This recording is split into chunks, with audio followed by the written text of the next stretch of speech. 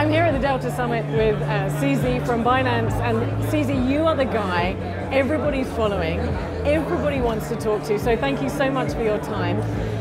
You have announced earlier this year that you are bringing Binance to Malta, which obviously has implications for Malta and implications for you.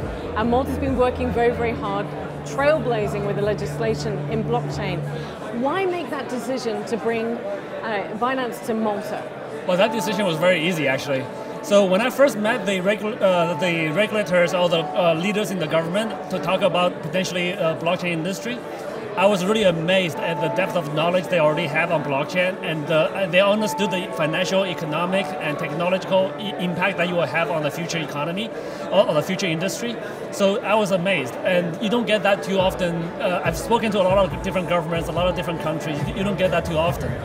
And on top of that, they're also very cooperative. So they don't view themselves as above us. They want to have a dialogue. They want to have a conversation.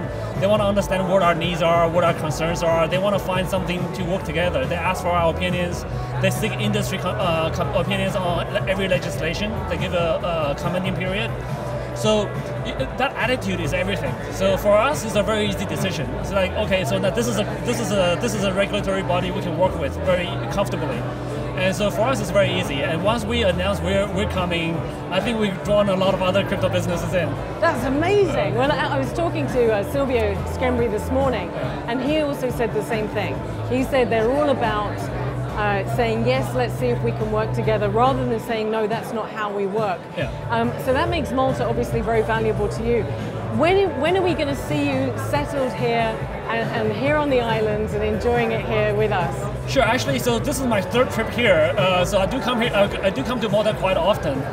We have a presence now. We have an office, and we actually have multiple offices. We have a small office in the Malta Stock Exchange, hopefully.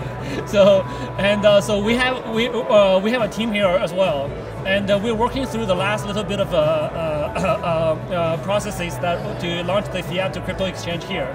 So I will be spending quite a bit of time here. That's brilliant. And also this morning you were talking in your talk about your office in Taiwan and the fact that what you're doing is global and has a global presence as well. So is there still going to be a relationship with the offices at Taiwan and other areas? And you're going to be linking, from what I understand, Malta to the rest of the world? Absolutely. So I think blockchain doesn't really have borders. Right, so cryptocurrency doesn't have borders, and so I think one of the things we have done now is we have brought a lot of projects to Malta, or at least a lot of interest, and but now we want blockchain as a network, so we want to connect the world, and Malta is already a hub in our industry now, so we want to help connecting it to other hubs in different geographic locations, and so we're going to continue to do that. Yeah. Well, can I ask you as well, if you could put it in just a few words and solidify it, what's the vision for Binance? What are you wanting to see in the future?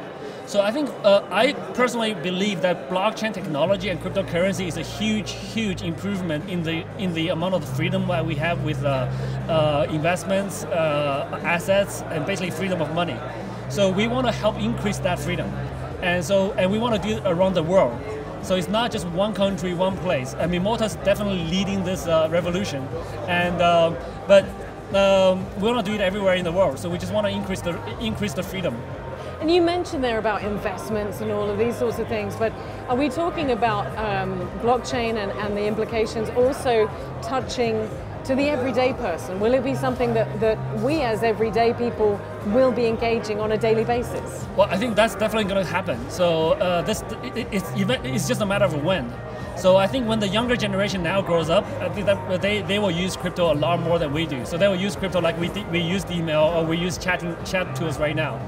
So right now the problem is a lot of the blockchain tools are not easy to use. So they're very technical. You gotta understand security, encryption, all this other stuff. But now, like even with Binance Coin, you can use Binance Coin to pay for airline tickets, to pay for hotels, to buy meals at restaurants, to invest in projects. So now there's a lot of stuff you can do, and that will just become more and more common. So everybody in the industry is working very hard to make that more common. Susie, the world is changing so fast. It's amazing and incredibly exciting. We're looking forward to seeing much more of you here in Malta. Very excited about you joining us here. Have you had, I've just got one last question. Have you drunk Kinney yet? I think that's a local beer, right?